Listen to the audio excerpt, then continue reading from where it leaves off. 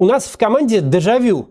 Вновь вся команда перешла на мобилизационный режим работы. Мы вновь следим за ситуацией с точностью до дня. Все вокруг лихорадочно обновляют ленту. Утренняя информация не актуальна уже к обеду. Картина вновь как в первой неделе войны, но с прямо противоположным настроением. В феврале-марте мы по дням отсчитывали хронику апокалипсиса. Хронику разрушения жизни двух народов. С каждым днем и с каждым новым сценарием нашей команде все труднее было сохранять присутствие духа, чтобы, не дай бог, отчаяние не вылилось на зрителя. От нашего отчаяния никому точно не стало бы легче. Теперь мы день за днем считаем успехи украинской армии, освобождающей свои территории. И задача теперь прямо противоположная – удержать себя от чрезмерного оптимизма. Перед тем, как начнем, сегодня важное объявление, и прошу его распространить. Пожалуйста, все, кто в России сейчас, бегом голосовать. Просто бегом. Забудьте всю эту туфту про «ничего не изменится», «легитимизация» и прочее. Для власти момент сейчас очень острый. Мы поговорим об этом в этом ролике. Они на этой неделе могут сильно зашататься. И последнее, что им сейчас нужно, чтобы в избирательных урнах Москвы и других регионов было большинство бюллетеней против «Единой России» и ее кандидатов.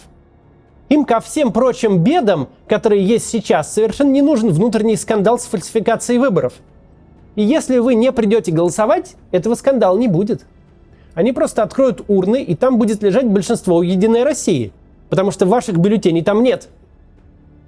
Возлагать какие-то надежды на голосование, конечно, не надо. Но сейчас очень хороший момент, чтобы дать путинизму поддых засовыванием в урну оппозиционного бюллетеня. Поэтому, пожалуйста, бегом на участке. В Москве муниципальные выборы. Голосуем за известных вам хороших кандидатов или по списку Навального. По всей стране, если губернаторские, любой бюллетень против основного кандидата приближает второй тур. Пусть даже хоть испорченный. Если другие какие-то выборы, то голосовать за кого угодно, кроме «Единой России».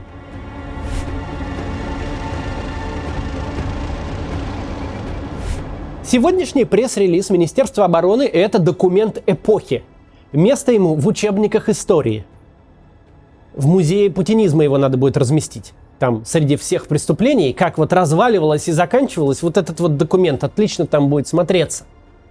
Потому что сегодня в анекдотично-витиеватых оборотах российское командование сообщило тем своим войскам, которые еще остаются в зоне наступления украинской армии: все обещания 3 предыдущих дней можно забыть. Все ролики о движении резервов просто удалить. Не было этого. Резервов нет, помощь не придет. Целый фланг российской группировки оборонять никто не собирается. Дальнейшая судьба тех, кто хоть как-то пытался воевать и ждал подкрепления, теперь всецело в руках самих утопающих. Официальная версия Министерства обороны заключается в том, что это был такой хитрый отвлекающий маневр. Ну а те войска, которые его не разгадали, не повезло им.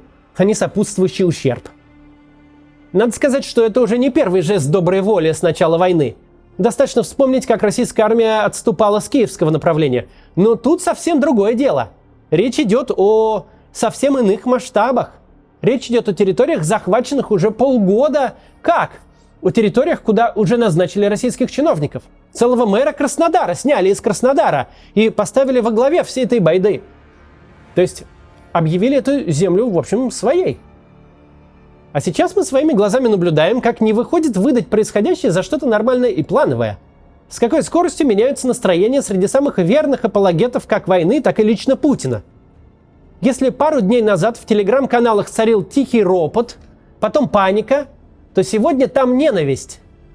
Ненависть к бездарному командованию, ненависть к бесконечному вранью, к предательству, ненависть к тому, что пока фронт в Украине рассыпается, пока войска, лишенные всякой поддержки, вынуждены бежать, в Москве, как ни в чем не бывало, гремит салют в честь Дня города, а Путин, как ни в чем не бывало, открывает аттракцион.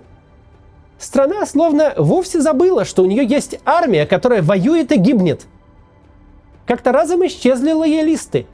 Никто не рискует от своего имени транслировать позицию Министерства обороны всерьез. Вся эта многословная белиберда, сводящаяся к тому, что фланг теперь официально сдан, не вызывает ничего, кроме смеха с одной стороны, раздражения и досады и ужаса с другой. Это к вопросу о политических переменах в России. Мы с самого начала говорили, что главная угроза для Путина исходит не от противников войны. Главная угроза – это горячие ее адепты, и то большинство, что максимально от нее устранилось. История прощает агрессоров, прощает кровавых диктаторов, прощает неправедные войны. Но одну история не прощает никак. Если ты неправедную войну развязал, то проиграть ее ты не можешь. Изволь ее выиграть, ведь иначе против тебя повернутся все. Сегодня подтверждение этому перед нами. Сегодня в публичном поле лоялисты кончились как класс. Самая лояльная позиция – просто молчать. А те, кто призывал уничтожать и сжечь Украину, сегодня кроют Путина и Шойгу такими словами, которых никакая оппозиция себе никогда не позволяла. Я воздержусь от прогнозов, но то настроение, которое висит в воздухе, нытье пропаганды с одной стороны и Путин, который живет явно в отдельном мире с другой, все это обещает перемены и вполне позитивные. И чем успешнее наступает Украина, тем ближе эти перемены. Сложно это представить, пока не увидишь воочию. Представить, как лояльность вокруг диктатора, оказавшейся совершенно монолитной, вдруг начинает рушиться и трещать по швам. Но вот оно. Сегодня никто не готов о нем доброго слова сказать. Самые верные сторонники разом становятся главными оппонентами, а разжигатели кровавой войны, вроде Маргариты Симоньян, голуби мира вдруг, скучающие по славянскому братству.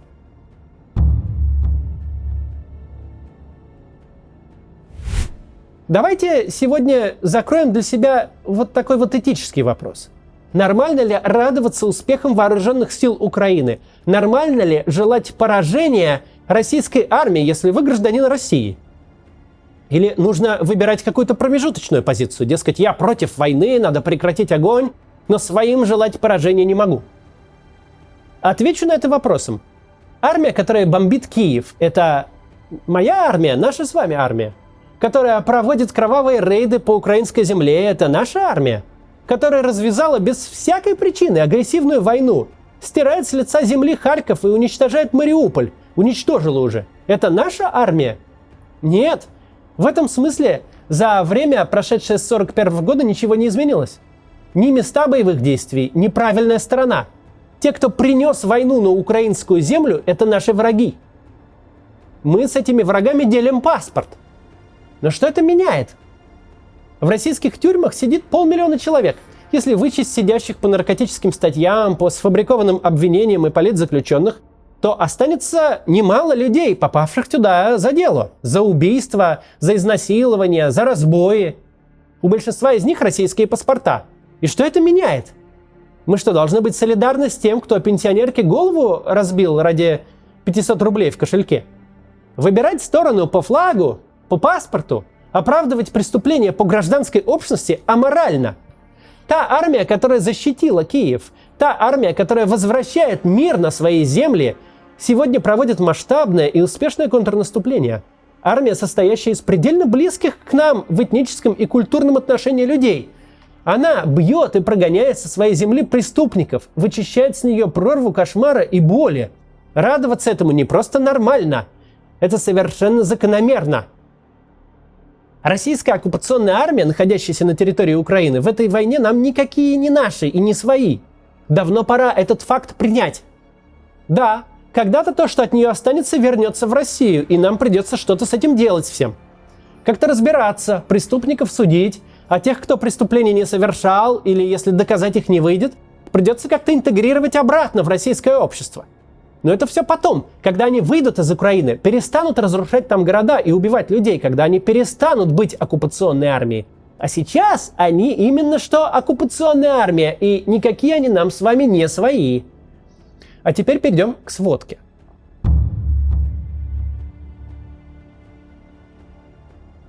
Вот уже 4-й день, как любые карты боевых действий теряют актуальность через несколько часов. ВСУ наступает в Харьковской области и активно теснит российскую армию. Только вчерашний день принес несколько важных побед для Украины. В первую очередь это, разумеется, отступление российской армии из Изюма и западной части Купянска.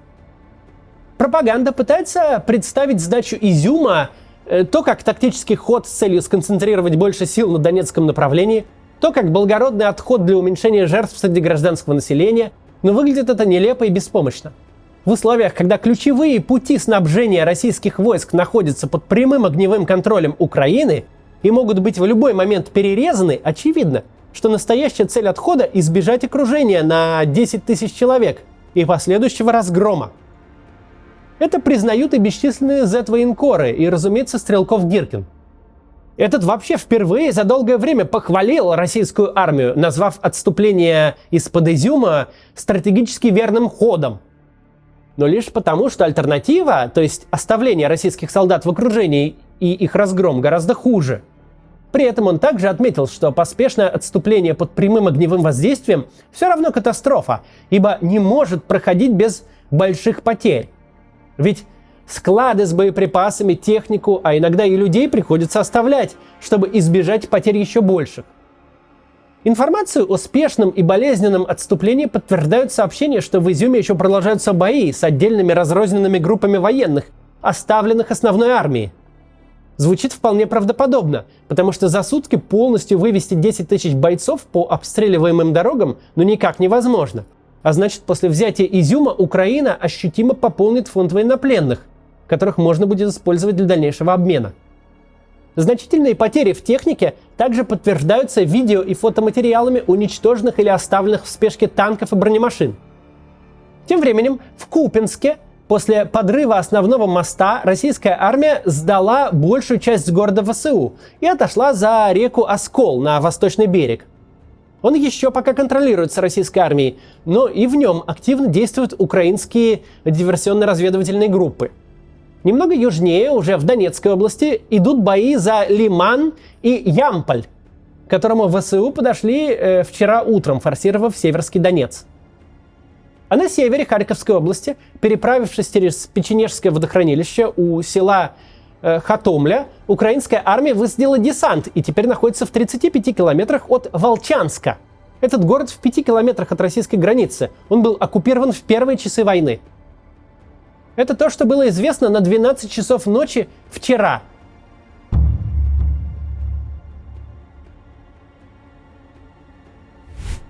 Посмотрим, что по этому поводу выдают государственные источники. Теперь, когда поражение в Харьковской области стало очевидным, пропагандисты решили вспомнить великое отступление 1915 года, когда Российская империя сдала Германии и Австро-Венгрии Польшу, Литву и Западную Украину. А заодно еще и начальный период Великой Отечественной хотят вспомнить, когда вермахт был в 30 километрах от Москвы. Нарратив следующий. Мол, это мы сейчас проигрываем и отходим, но через долгие месяцы или годы проведем успешное наступление, в котором победим. Что забавно, о великом отступлении пишет в своем телеграм-канале Маргарита Симоньян, та самая, которая до войны обещала, что российская армия разгромит Украину за 2 дня. Что в горячей войне мы Украину победим за 2 дня. Чего ее побеждать-то, господи, Украина, подавили эти огневые точки, вот мы в рекламную паузу это обсуждали. Все понимали, что контрнаступление мы увидим, что Украина рано или поздно накопит ресурсы и пойдет в атаку. Но никто не ожидал, что Украина в этом своем наступлении будет вести ровно ту войну, о которой грезил Путин. Что наступление не встретит никакой внятной и организованной обороны. Что все сведется к зачистке лишь очаговых попыток сопротивления. А армия противника побежит, в массе своей побежит максимально неорганизованно. Ответом на вопрос, почему это происходит, парадоксальным образом являются сами по себе несколько последних дней. Чем занято командование, пока контрнаступление украинской армии постепенно превращается в разгром российской? Оно отбрехивается от ответственности. Оно вместо спасения своей армии, в то время как угроза нависает уже не над одним Харьковским направлением, а над всем фронтом, оно занято выдумыванием многословного вранья. Российские солдаты, если они не поняли раньше, после бойни на киевском направлении и после потопления крейсера «Москва», то сейчас точно понимают, Родина собирается их кинуть. Родине наплевать на них. Единственная задача Родины – скрыть их смерть от телезрителей, максимально прикрыть медийную задницу руководства. Стоять до конца? Отдать свою жизнь? За что? За что? Чтобы потом твоим родителям сказали, мол, сын их погиб вне зоны специальной военной операции, как это было с матросами с утонувшей Москвы? И вот такой характер отступления, бегство российской армии, для Путина намного хуже, чем новость о самом наступлении. Химарсы, реактивные истребители, джавелины, беспилотники и спутники – штуки, конечно, хорошие. Но никто не отменял такую базовую характеристику войны, как моральный дух войск. Не может какая-то часть войска панически бежать. Такое на солдат оказывает вполне однозначный эффект домино. Если товарищ не прикрывает твою спину, а драпает, то велика вероятность, что ты побежишь вслед за ним. Тем более, когда драпает целый фланг. Прогнозы делать все еще рано. Но если так продолжится, то вся российская группировка рискует рассыпаться, и война на этом будет окончена. Без решающих сражений, в которых сходятся огромные армии. Но просто потому, что одна из сторон перестанет существовать как боевое формирование. С моральным духом и без того были проблемы. Их не может не быть, когда никто не понимает, ради чего и с какими целями ведется война. Теперь российские военные видят предательство руководства, бегство товарищей и салют в Москве в честь украинской, видимо, победы. К тому же не забывайте, что у нас тут не война, а специальная военная операция. Никто, в общем-то, не обязан там в окопе сидеть. И по большому счету ничего не мешает их покинуть, уволиться со службы и вернуться домой. Понятно, что там могут возникнуть какие-то незаконные препятствия. ЧВК «Вагнер», кто еще жив прибежит, или еще кто-то. Но ничего незаконного солдат в таком случае не сделает, присягу не нарушит. И выбор таким образом очень простой. Либо погибнуть, либо пусть с некоторыми сложностями, но без особых для своего будущего последствий вернуться к родным. И да, сейчас это лучший выбор для каждого российского солдата. Любым способом покинуть передовую и отправиться домой.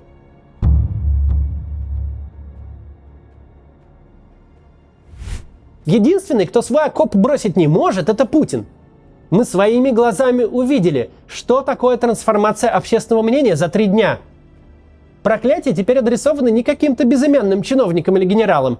Летят они лично в адрес Шойгу и Путина. Буквально как мы предсказывали, вначале быть против войны значило быть против Путина. На пороге поражения быть апологетом войны – это тем более быть против Путина. Устроить маленькую победоносную войну, чтобы укрепить свою поддержку внутри страны на старте президентской кампании 2024 года, и через полгода обнаружить, что твои враги теперь по обе стороны общественного мнения – вот так выглядит судьба заигравшегося диктатора. Самый большой риск для обеих стран, с тех пор как угроза военного поражения Украины ушла с повестки дня, была в том, что Путину удастся нормализовать войну, превратить ее в вялотекущую, мало кому интересную какую-то историю, а-ля Донбасс после 2015 года. Ни мир, ни война. Что-то там такое бурлит, а вся остальная политика в России идет какой-то параллельной дорогой. Не обязательно признавать поражение, победа не случилась, так давайте забудем об этом. Теперь понятно, что этого не выйдет. Не выйдет ровно потому, что Украина за эти 8 лет стала совсем другой страной. Ей нужна победа, а не замирание, которое в любой момент может обернуться новым вторжением. Эта война проиграна. Какая разница, сколько квадратных километров ВСУ еще осталось освободить? Сколько войск на них стоит, если российские войска просто разбегаются, увидев противника? Тут важно сказать, я вовсе не принижаю достижений ВСУ. Они героически наступают. Я делаю вывод просто из скорости. Невозможно так двигаться чисто физически, если враг хоть как-то осмысленно обороняется. Система хотела укрепить себя с помощью войны. Система на войну поставила буквально все. Система войну проиграла. Никаких опций больше нет. Мобилизацию провести невозможно, да уже и бесполезно.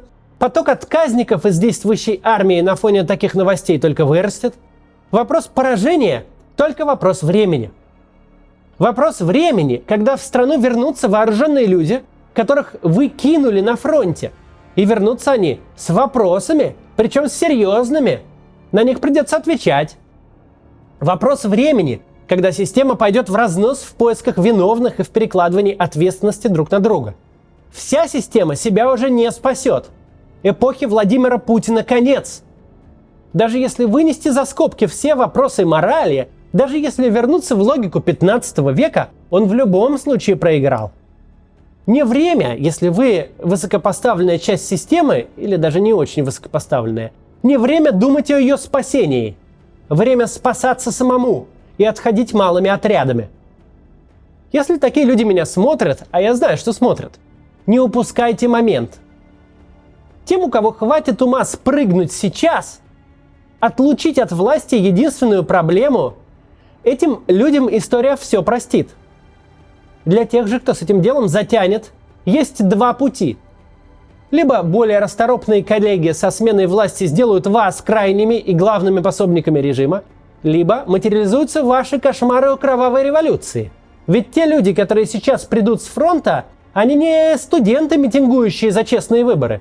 Они умеют убивать. Задумайтесь об этом. Система уже проиграла. Теперь вопрос, кто станет крайним. А крайним станет тот, кто последним ее предаст. До завтра.